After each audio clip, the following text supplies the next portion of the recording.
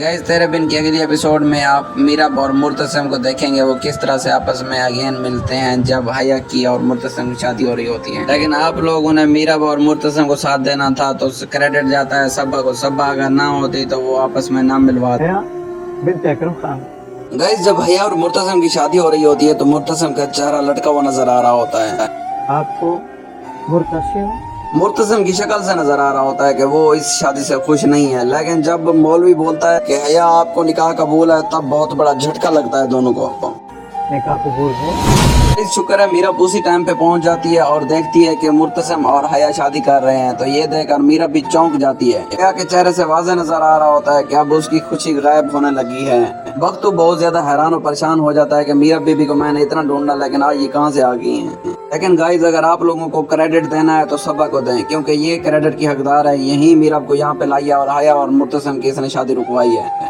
निकाह कबूल है। जब मौलवी पूछता है कि आपको निकाह कबूल है तो हया मीरब को देखकर जल्दी जल्दी बोलती है जी मुझे कबूल। गाइस मुर्तसिम जहाँ भी बैठा होता है वहीं से खड़ा हो जाता है और कहता है मुझे निकाह कबूल नहीं है ये। मीरब को देखकर मुर्तसिम जहाँ बैठा होता है वहाँ से खड़ा हो जाता है और मीरब को देखता रहता है। अब मीरब ने बच्चा उठाया हुआ है। ये ना माँ बेगम को पता है ना मुर्तसिम को पता है ये किसका है। लेकिन वो ये भी परेशान हो जाते हैं ये किसका बेटा ले आई है। मुर्तसिम की शक्ल से वाज़ेह यही नजर आ रहा होता है कि अब वो फिर से शक करेगा ये उसका बेटा नहीं है। गाइस मीरब और मुर्तसिम आपस में मोहब्बत तो बहुत करते थे लेकिन मीरब बोलेगी मुझे मुर्तसिम तुम पे यकीन नहीं था तुम ऐसा करोगे। मुर्तसिम हया के साथ इनकार करने के बाद मीरब को बोलेगा मैंने तुम्हें 2 साल तक कहाँ नहीं ढूंढा लेकिन तुम मुझे नहीं मिली। मीरब बोलती है मैंने तुम्हें हर दिन हर पल याद किया है। मुझे मेरी खाला ने बोला है कि अब तुम अपने शोहर के पास चली जाओ अदरवाइज मैं ना आती तुम्हारी ये हरकत देखकर। मीरब बोलती है मैंने भी तुम्हारे बगैर 2 साल काटे हैं तुम मेरे लिए नहीं काट सकते थे। अब तुम दूसरी शादी कर रहे हो तुम्हें ध्यान करना चाहिए मेरी मोहब्बत का। अब खाला ने मुझे यहाँ भेजा है वो चाहती थी कि मीसम की अपने बाप के यहाँ परवरिश हो इसलिए मैं यहाँ पे आ गई हूँ। लेकिन मुझे लगता है मैंने यहाँ आकर गलती कर दी है। जब पीछे जाती है तो मुर्तसिम उसे जाने से रोक देता है और वापस नहीं जाने देता। तब अनवर को पता चलता है कि मीरब वापस आ गई है तो भागा भागा वहाँ से आता है और मीरब से पूछता है तुम्हें एक पल भी हमारी याद नहीं है तुमने 2 साल ऐसे ही काट लिए। अनवर अपने पोते को देखकर बहुत खुश होता है और उसे गोद में उठाता है और उसके साथ बहुत खेलता है। हया की मुर्तसिम के साथ शादी होते होते रुक गई होती है। वो बहुत परेशान रहने लग जाती है और रोती रहती है। माँ बेगम बोलती है अब तुम्हें इस घर से जाना होगा मैं तुम्हारी जल्द शादी कर दूंगी। मुर्तसिम के हाँ करने से पहले जिन्होंने